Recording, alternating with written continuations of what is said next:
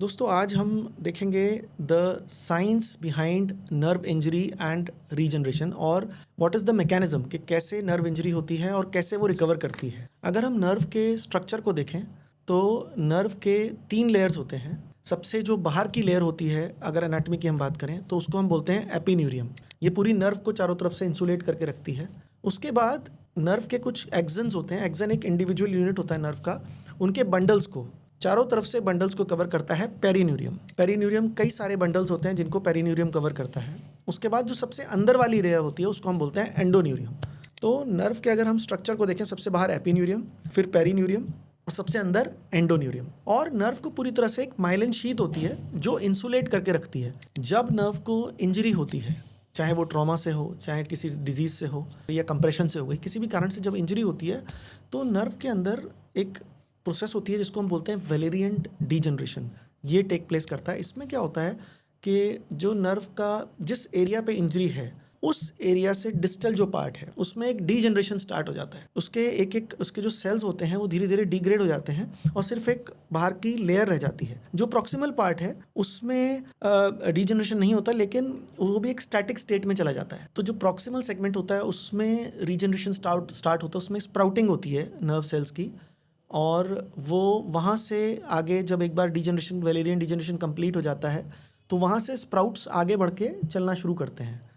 अब प्रॉब्लम क्या होती है कि आगे का सिस्टम सारा डिस्ट्रॉयड है, तो ये स्प्राउट्स भी कुछ देर तक जाकर एक न्यूरोमा बना देते हैं और उसके आगे कुछ मिलीमीटर तक ये आगे बढ़ सकते हैं, 5 से 6 मिलीमीटर, लेकिन उसके आगे खुद नहीं जा सकते। तो वहाँ जाकर एक न्यूरोमा बन जाता है। और लेकिन अगर हम उस नर्व को उस टाइम पर जब वेलेरियन डीजनरेशन हो चुका है या उसके बाद भी या ड्यूरिंग दैट टाइम भी अगर हम उसको उस डेड पार्ट को हटाकर वहाँ पर या तो नर्व ग्राफ्ट रख दें या दोनों पार्ट्स को पास में लाकर उसको हम रिपेयर कर देते हैं, तो क्या होता है, जो प्रॉक्सिमल पार्ट से जो स्प्राउटिंग हो रही है वो उसको आगे जाने का एक टनल या खाली रास्ता मिल जाता है। क्योंकि जो हम नर्व ग्राफ्ट लगाते हैं इट डज नॉट हैव पर से the structure in it only provides a template. तो यहाँ से जो प्रॉक्सिमल पार्ट एक्सन के से जो न्यूरोमा बनना था वहाँ से स्प्राउटिंग होके वो आगे जाता है और आगे के पार्ट में वो जिसको बोलते हैं हम रीजनरेशन और रीमाइलिनेशन होता है। इसमें श्वान सेल्स एक हमारी पर्टिकुलर वो होते हैं जो काम आते हैं।